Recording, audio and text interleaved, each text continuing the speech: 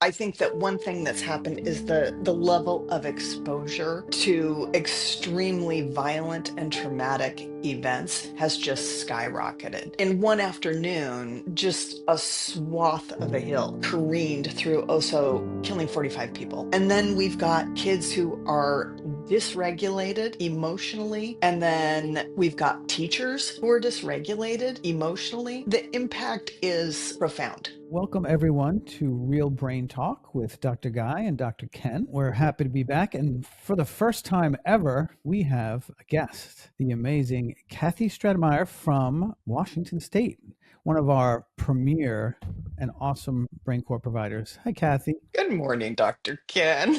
That was quite the intro. Little hyperbole to start it off. I Nice. don't think so. How are we doing? We're doing good. I'm Great. actually very grateful. First of all, I do not know how much you guys hear this, but my experience with both of you has been just really terrific. You're professional, you're caring, you are available, and I'm really getting great training. Thank you. I've got a lot more to go. Sorry, that's not the And end of you that. accused me That of is my. so nice of you, It but is my lovely. wife's going to complain that my head's getting too big if you keep it up. I see. And It's okay. I'll And you provide you called with a me little on knockdown hyperbole. later. Yeah, you said I No. was over the top. That was lovely. Thank Oh, you. of Yes, thank you. course. Let's introduce yourself to everybody, Sure. and let's get started. Let's talk. Let's dive in. You bet. So I'm licensed marital and family therapist, and I have been in private practice for about 25 years in a suburb of Seattle, Washington. And I have been treating pretty much everything that walks in the door. I'm pretty much been a generalist over time. Uh, and just about 4 years ago, I got this crazy notion, which perhaps we'll go into a little bit about why I got this crazy notion, but I got a crazy notion to start my own clinic. So now I co-own and co-manage a mental health clinic called Fountain Gate Wellness in Marysville, Washington. What kind of conditions were you seeing when when you first got started? Well, when I first got started, the what we refer to as the acuity level, so like the severity of the presentation, was much milder than it is now. The last 20 years have seen a real change come through in terms of what people are dealing with. And then also, there's been a backing off of some resources that had previously been used. For instance, hospitalizations. We used to be able to hospitalize people for 30 days, and we don't do that anymore. Now we're emergency crisis management only, and then restabilization goes back to the clinician that they've been seeing on, outpatient. But what that means is that over time, anxiety, depression, marital difficulties, like communication, adjustment to, bump in the road stuff, that has actually really kind of expanded and blossomed into much more hands-on management of suicidal ideation, cutting, trauma. It's gotten much bigger. And often, unfortunately, well, if we refer to, at least around here, I don't know what it's like in the rest of the country, but when we refer to um, uh, someone for inpatient hospitalization, they're often not admitted. They are sent back. So again, just the level of what we're dealing with, what I've been dealing with has just exploded in terms of Do its you, do you severity. do you have any possible explanation? I know you said that it has to do with the ability to people get to be put in the hospital. That might be part of it, but any other explanation? You had mentioned earlier, like 20 Mhm, years. You've seen this explode over the last 20 mhm, years. What do But you think's happened? you went out on your own. You said four years ago, mhm. right? So Yeah, but that she was mentioned that 20 years. yeah. But I'm just wondering if kind of right in the heart They're of connected. COVID. Yeah. They Those are. two things are actually connected for sure. Dr. Guy, what a great question. You're getting me going on some of my favorite topics here ever. So, a couple of things have happened, and I think that one thing that's happened is the level of exposure um, to extremely violent and traumatic events has just skyrocketed. So let me then draw the connection to why 4 years ago I decided to do this clinic thing I'm doing. So here's a perfect example. In our little neck of the woods here in Marysville, we had this is the same year, this was 2014. We had a high school shooting, and we had a shooter at the lunch table who shot his five friends around him and then killed himself. Wow. So that happened, and then the same year we had the Oso mudslide, and the Oso mudslide, Oso's like 40 minutes from here max, and it's a little bit out in the Tules. Excuse me, Oso people, if you're listening. But it's in one afternoon, just a swath of a hill careened through Oso, killing 45 people like that. Oh, wow. So here am I, little independent practitioner in Marysville, Washington. And after those two events, over the next 3 years, it wasn't immediately, but over the next 3 years, people started coming in because they just hadn't been able to calm down after those events. And they wanted me to help them. And true story, I don't know how to treat trauma at that level. I know how to treat developmental trauma. I was never trained to do trauma work with someone who's just seen someone killed at the lunch table next to them. So Mm. nor am I trained to treat, say, a group of people who went through this together, or the the teachers, or the extended family members, or all. It just grows and Or, mushrooms. or even the people that just heard about it, like through Oh my social media. goodness. I mean, Oh, like right. sometimes just hearing that horrible tragedy, or seeing pictures or headlines, that in and of itself can throw a person for a loop, and Yeah. create that anxiety. Especially when it's near your community. It's There's always like there's no theoretical question. when it happens far away, but when Right. it's close by, it's sort of like Right. it could be Right. me. And we kind of assume that it's a one-off, like that happens and then everybody gets time to recuperate and we move on. But that is not what happens. What happens is you get a event like that, and then a month later there is a bomb scare at two high schools, that same one, and then another one in town. And then 6 months after that, you get the school lockdown because somebody purportedly has a gun in their backpack. So can we just understand that children are trying to learn while that is going on? And it there's no question in my mind that constant exposure, it doesn't have to be day in and day out, it can be every few months. That's all it takes.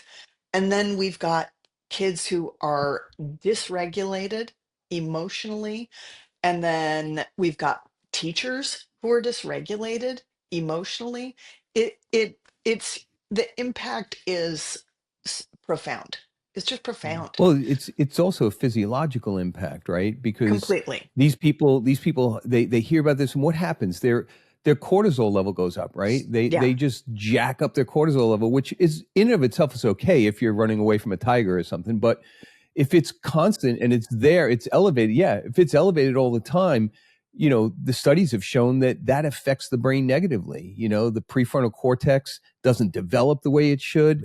This has been shown over and over again that, when you have those high levels of cortisol sustained over a long period of time, your brain becomes dysfunctional because it just can't live with that level of cortisol. So you're probably seeing that on a mass level where you are, where all these events are happening and everyone seems to be on high alert, right? Absolutely. And they stack, They do right? Because stack.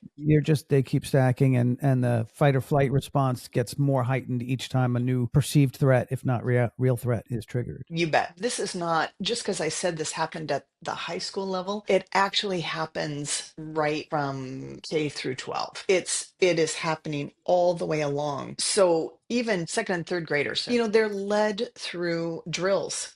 We've got shooter drills now. So at that age, they're very aware of what can happen. When I was growing up, we had earthquake drills. We didn't have earthquake drills. We had nuclear drills, like a nuclear war drill. Like we had to go down the basement of the school and all huddle down and, what was it called? Okay, that's frightening. Tuck and roll or something. No, that's when Yeah. Tuck Stratmeyer. and roll, or I don't know. Yeah, Yeah. Uh-huh.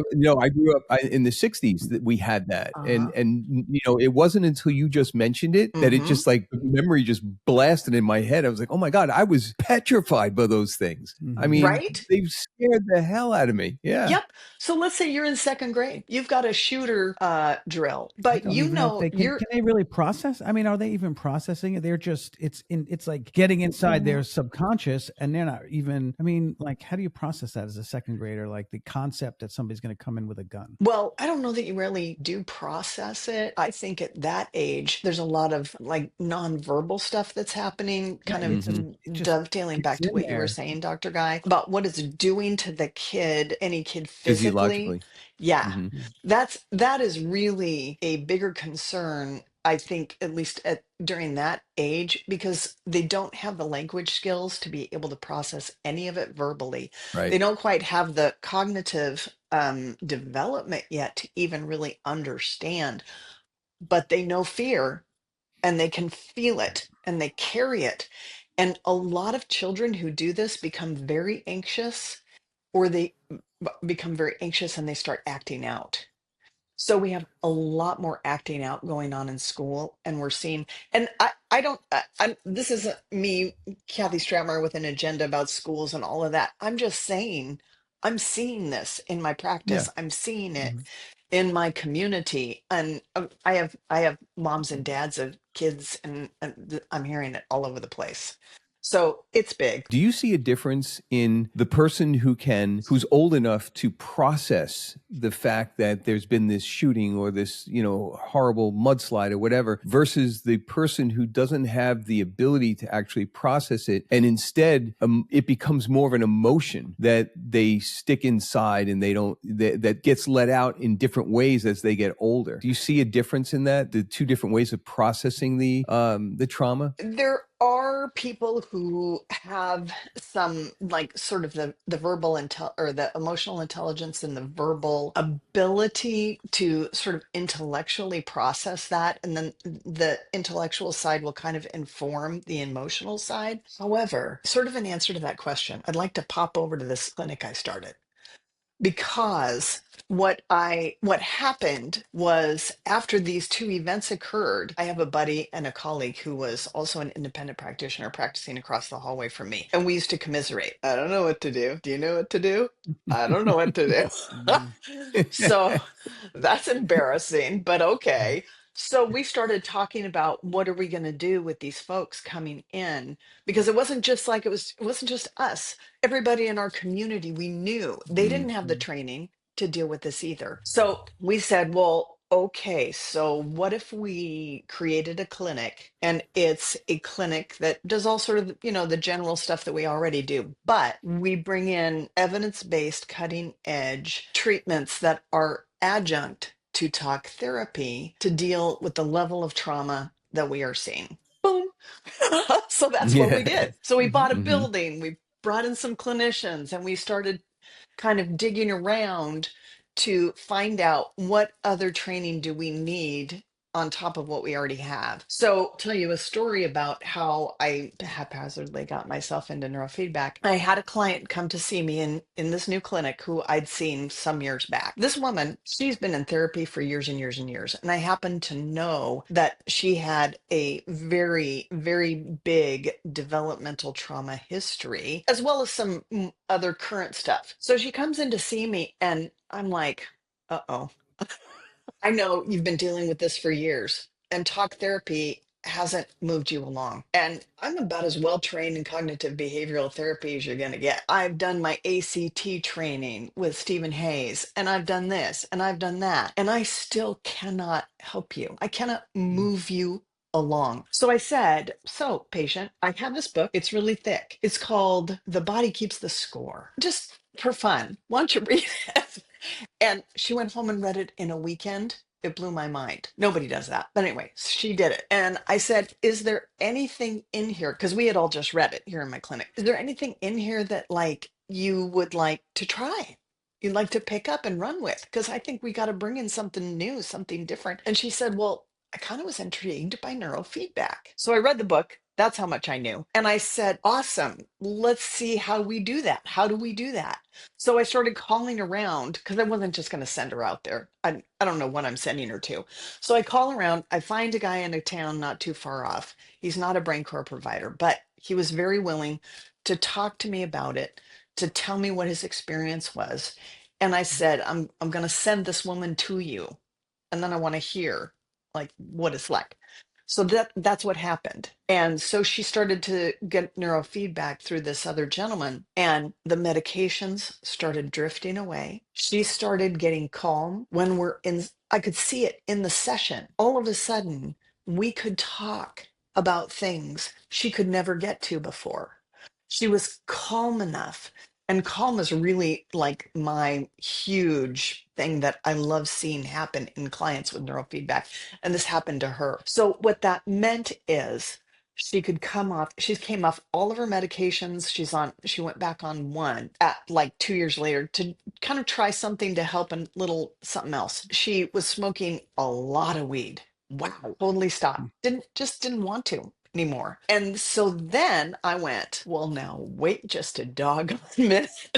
I think I know what this additional training is that I want. So I started your basic Google search, looking at this and that and reading. And I did a couple of interviews with other companies, but I had 2 long chit chats with Russell. Really, the reason I went with you guys is because there was a sophistication and a depth of the ability of what your system was going to be able to do. And I needed that. I couldn't, there were sort of some other systems that do like neurofeedback light or kind of like a general performance thing. And that's just not me. That's not what I'm after.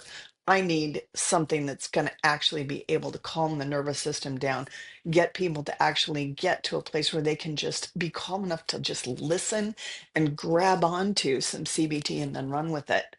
So that is what happened. So you found it to be an adjunct to your therapy.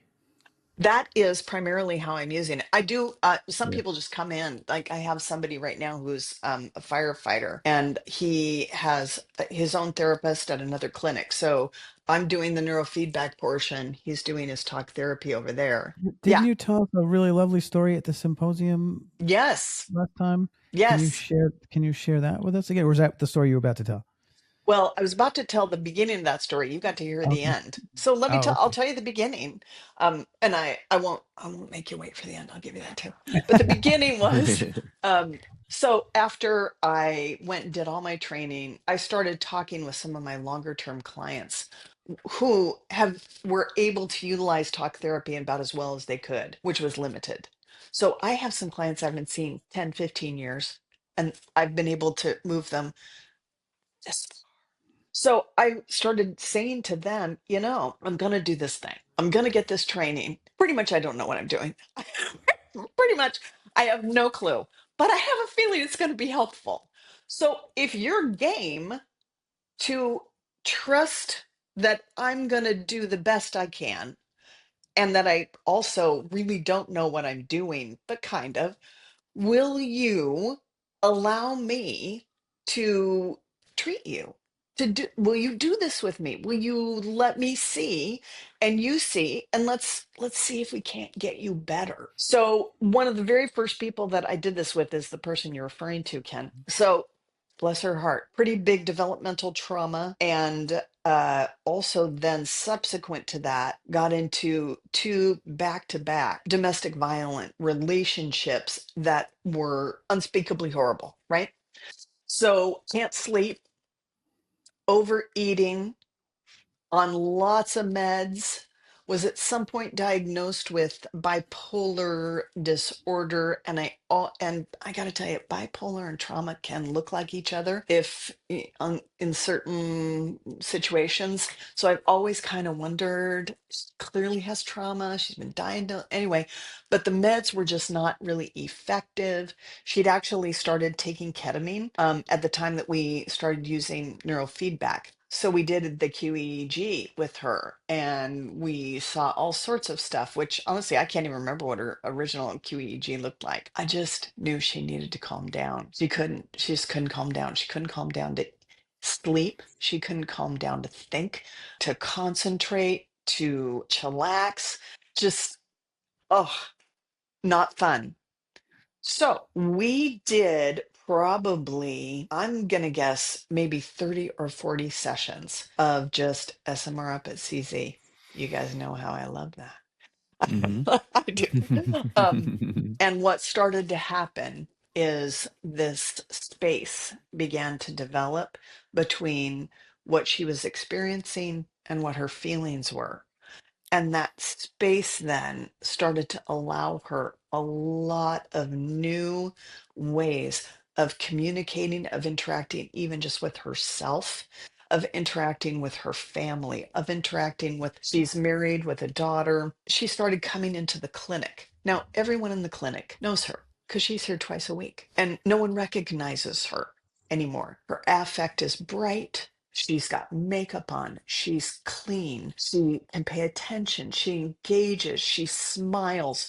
She is not drawn into herself and drawn down. She is bright and engaging Mm. and, dare I say, cheerful. So when we did that with her, then we moved on to Alpha Theta. Couldn't take it. Did she see the transformation, Oh or yeah. is it just other people seeing it? No, Because she a lot did of times too. you'll see that in neurofeedback. You'll see the person doesn't see the transformation, but all the people around them are like, "Oh my gosh, you're a different person," you know? Yes. Oh, so No, okay. So then you move. very much she understood that Okay. something was shifting and happening. There's no doubt that her ability to see it, that change beginning to happen, is part of what perked her up. She started to Mm. get hopeful, right? So when we moved on to Alpha Theta, within probably 4 sessions, her agitation level was kind of through the roof. So we backed her off of that. We went right back to SMR up at CZ and just started plowing away at that again until we regained that level of calm. And we've done, gosh, she's done it for over a year. So we've done a few different things too to kind of help some focus, help some memory. Yeah, Kathie, let me just jump in real Yes. quick because Oh, I'm just please, because realizing I can go on. that no, you're great. What I'm saying is the three of us know exactly what you're saying, but I just Yeah, realized the listeners have no idea what SMR up is or what alpha theta is. So got I'm you. just thinking it might be just good to clarify that those are training protocols that we do. SMR up is a classic training protocol, probably the first one ever created. Super powerful, very calming, very good for focus. Just so everybody understands, it's a Also very good for simple. sleep. Also really good for sleep. Yeah, yes, excellent Yeah. for Yeah. sleep. And it's just done with a single sensor on the head. Nothing's going in. It's just listening, kind of like I always says, like a stethoscope, listening to the brain waves. And they're just doing an activity on the screen. They're just watching a TV show or a movie. And when SMR goes up and it passes that particular threshold, the screen is bright, the volume is loud.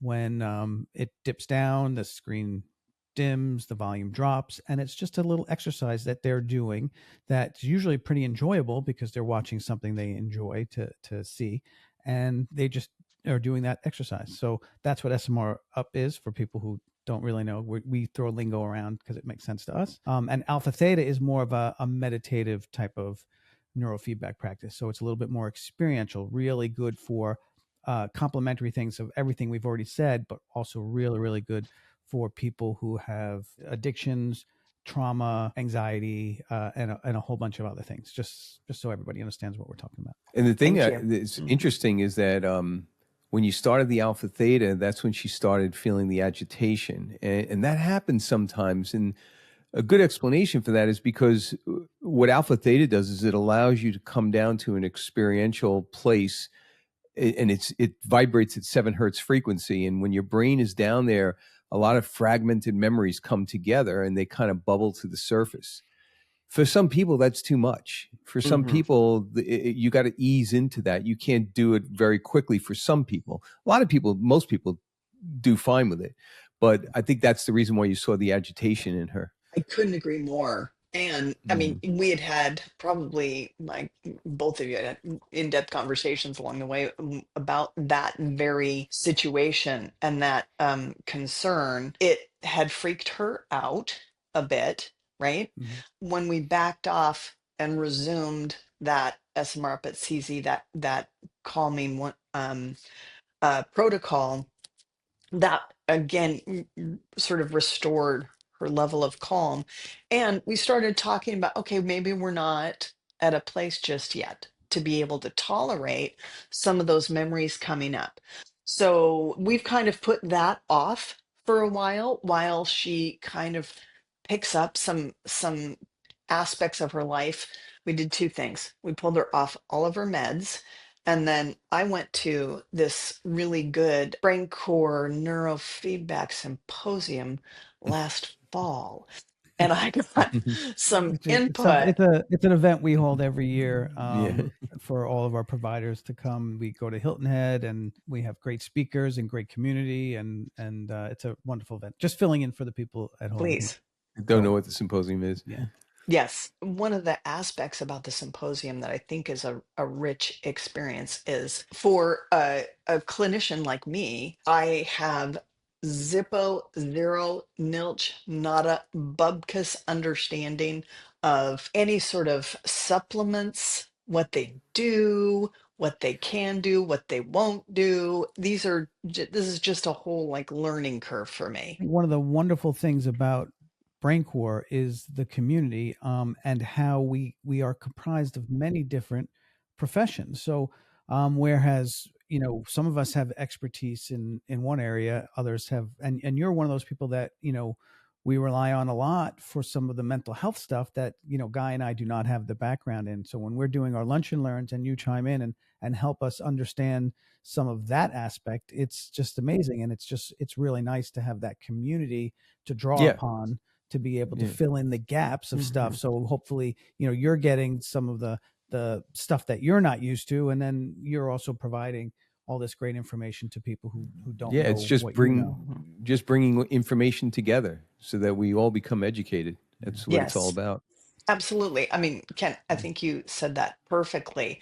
That symposium is like the embodiment of all these different expertise levels coming together, and there's a synergy that develops out of that, and spurs me to do things I wouldn't have done without that experience. Mm. For instance, make a referral to a I'm still learning this. Up here, I don't hardly ever hear anybody refer to the term functional Functional medicine. medicine. Yeah. Functional Um, medicine. Yeah. but I started looking after being at the symposium when that was definitely brought up. I started looking around and found some interesting folks up here that I didn't even know, who were doing their thing, like down Mhm. the road, like 2 miles away. Yeah. Yeah. So And hopefully you're creating a community there where you have yes. resources Yeah. to draw upon, which is fantastic. I also wanted to point out something which, because you talked about it with such vivid detail, is why I think neurofeedback is such a great fit for people who are in, performing therapy with their clients. Because you were saying how, like, you were working with this client for a while and you couldn't quite get the shift, and how neurofeedback fits in. And, it's not magic. It's just accessing a different point, because instead of you're trying to access through, talking and have them cognitively understand stuff, but neurofeedback is bypassing that process altogether. It's going right to the hardware, it's to the brain, and how the brain is functioning. It sounds like to me the ability to use in just that simple SMR up program, and that training, to get them to quiet their mind to then access the other aspects. So it's such a great fit for talk therapy as well. It's not a replacement. It's such a nice little complement to it, because you can, I think of, when you're doing talk therapy, I think of it more like software, right? It's the personality that we've developed. It's our mindset. It's what we're thinking and how we're feeling about it.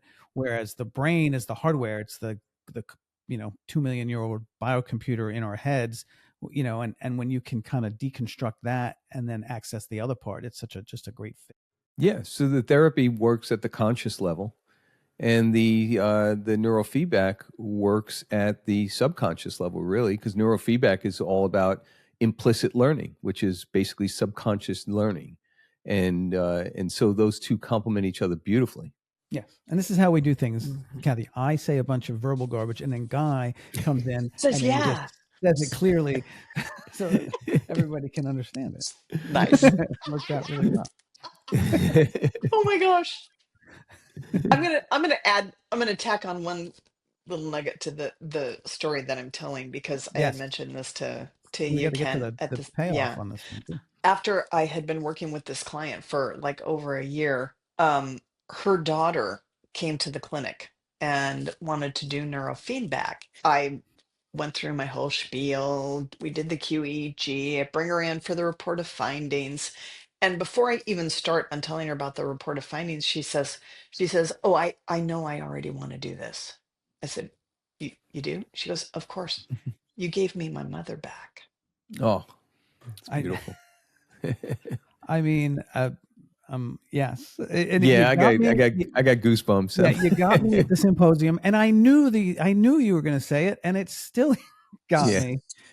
You know, it's but Well, just. what joy. but What joy, right? I mean, it's such a gift to be able to have any role in changing somebody's life to that degree. I mean, it's just amazing. And I shared with you, I had a similar experience where I had a daughter come in and say, "I'm doing this," and why, and it was like, because my mother has completely changed. It wasn't, you know, because you gave my mother back, but it was more of a, you changed the entire dynamic between her and her, you know, between her and her mom, and that was just, it's, you know, incredibly rewarding.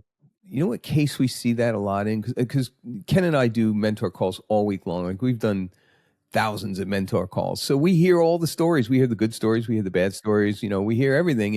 And the one condition that I find really you get that same type of thing that you just described from is autism and spectrum disorder. The changes that occur are profound for the parent. Like, you and me might not think, oh well, all of a sudden now this kid is allowing the mother to give him a massage, you know, where he never let her touch her Yeah. before. Yeah. Woo. I've had people crying to me saying that, like, that It's made them just completely profound. break down. It's profound. Yeah, Yeah. same, You know, like, same. we might not think of it that way, but and you see that a Mhm. lot with autism spectrum disorder. Mm. I had Hmm. a young nonverbal young lady with autism, and she was, the parents would call her from the other room, and after doing neurofeedback, she would come. And I mean, to them, it was life changing because they just, it was, yeah, it completely changed their life. And to us, I, you know, I don't notice the difference because I only have that, you know, little time with her. And to me, I couldn't tell, you know, much changing, but for them, it was life changing. You chose BrainCore, and I'm just curious to know, what are some of the things that you're getting from BrainCore specifically that you think really differentiate us from other neurofeedback companies? These are things that you offered that I didn't run into anywhere else. First of all, the level of training. So you do an online training module portion, and then you do the hands-on, come on into the headquarters piece, which did two things. One was, of course, it taught me the hands-on piece of how to set up the sensors and do a QEEG, yada yada yada. But it also allowed me to hang out with you guys for a day. Yeah. And I And don't see how know if, silly Guy, Russell, and I can get during yes, a live training. that's right. Mhm. We need But a little silliness. Mhm. I kind of, because I was new to it all, I kind of, and Mhm. and frankly, I had been on the phone with some folks that I didn't feel really comfortable about their professionalism and the thoroughness of what they were doing. So it was kind of important to You mean me. other neurofeedback companies? That is correct, not you Yeah. guys. Okay. Right. All right. Want to But make that straight. yes, but part of what was important to me was actually to come and hang out with you. I wanted to see. So now I'm doing all my, like, checklist. Are they normal? What's going on Yeah. here? They I have I didn't think we were getting snacks. sized that's the up. normal. Oh Yeah. yeah. No, We you're totally getting snacked up. You're totally getting sized sized up. up. We're Excuse Yeah, me, yeah. with the snacks. Yeah. No, that was really important to me. And there were a couple of things that were demonstrated to me during that, just that 1 day training, and have bore out over time to be true. The three of you are friends. It's clear. And that's not always easy to have that going on and run a business, et cetera, et cetera.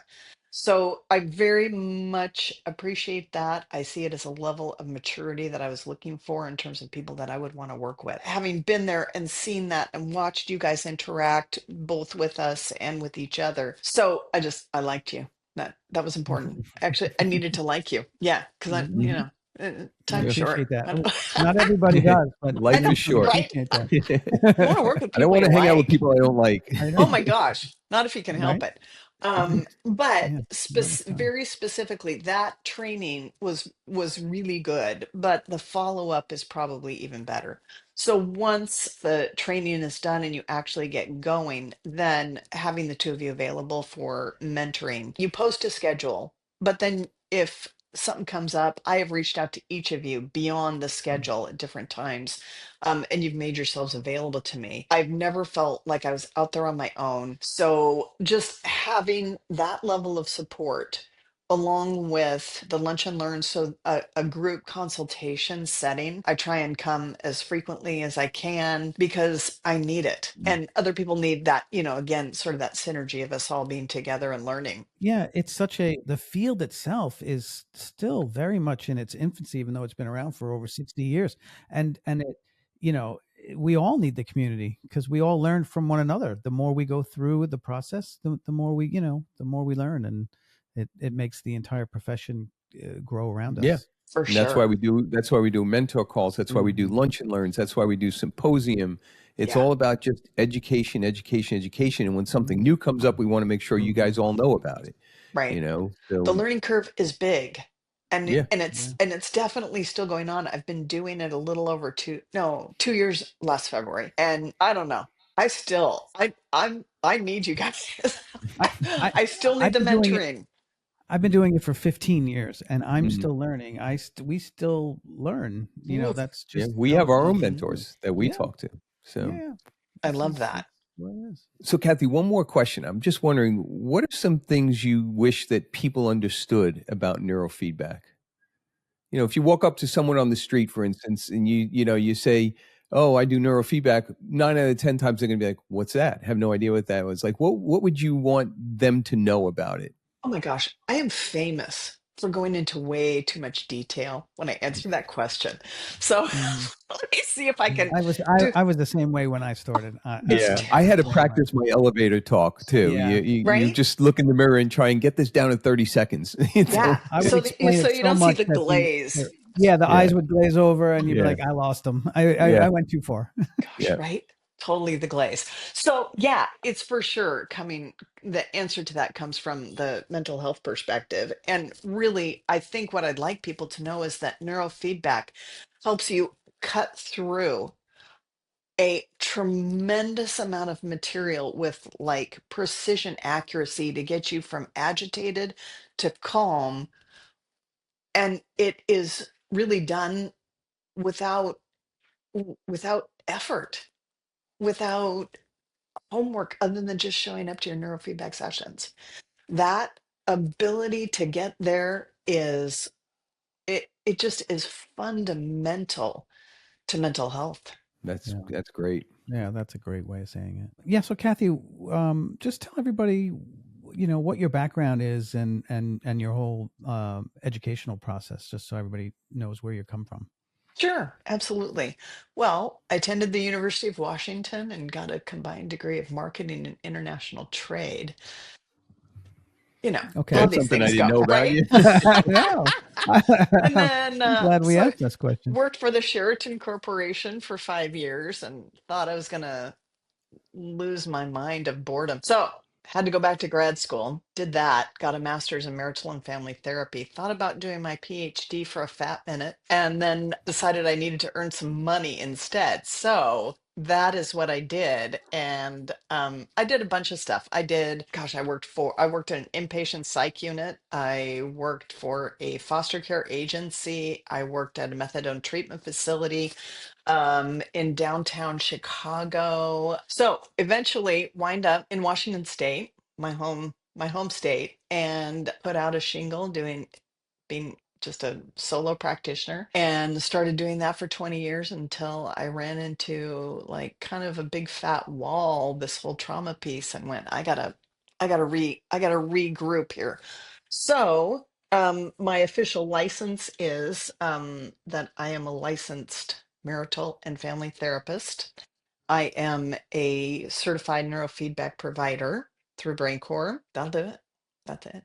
All right, Kathie. So you know what? I'm interested to know. Can you tell us a little bit more about your clinic? It's called Fountain Gate Wellness, and we are a mental health clinic. And by and large, what we do is treat pretty much most everything that walks through the door, and which is individuals, couples, families, children included. The one thing we don't treat is autism. But other than that, we have an emphasis in providing cutting edge, evidence based trauma treatment. And we've amassed clinicians who each one of us is trying to do a deep dive and train ourselves on one new adjunct to talk therapy. Mine, as you know, is neurofeedback. My Mhm. colleague and co owner here has become a registered hypnotherapist. And we also Mm. have another clinician who is EMDR certified. And we've been our doors have been open a little over 3 years, and we're just going to keep adding. We're definitely in a let's build the empire phase of Wow. the clinic. Yeah, So do I you want to guys touch. Yeah, offer? I'm go ahead. sorry, Ken. Do you guys offer any remote therapy, or is it all in house? No, we Like, definitely do can you? telehealth. So you Hmm. could do telehealth with someone that's in New Hmm. York, for instance. Correct. Okay. Okay. We more often than not, really, telehealth gets, we find that just people who are like, we have a lot of traffic. I just have a lot of traffic. So just the realities of getting in, we don't really market ourselves to out of state, but if you live 45 minutes away and there's really nobody there, and so it's hard to get here, we definitely do telehealth, but we actually prefer doing face to face in house. Yeah. All your neurofeedback is done face to face? You don't No. do any remote at I this do. point? Yeah, I Oh, have you do? three at-home training units, Oh, which right now, I just have one out, but I definitely do at-home training units, and then of course in-house as well.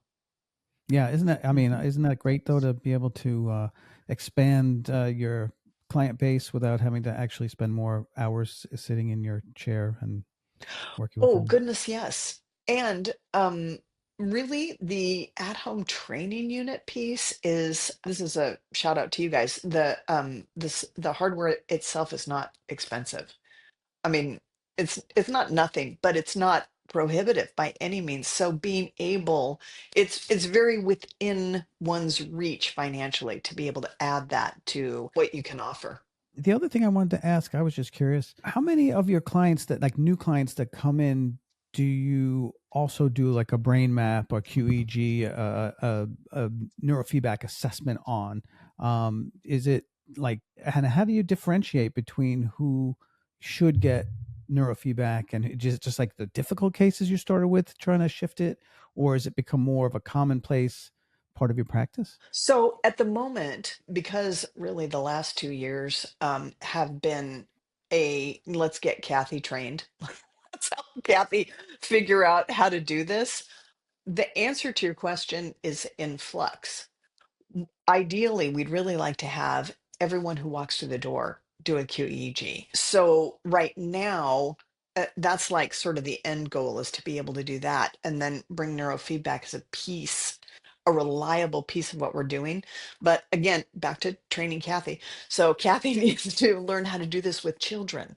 So I'm actually right at the moment working on basically giving my same spiel. Hey, we know how to do this, but I have not worked with children yet, to two families who have children who are just, they've unfortunately been exposed to really horrible trauma.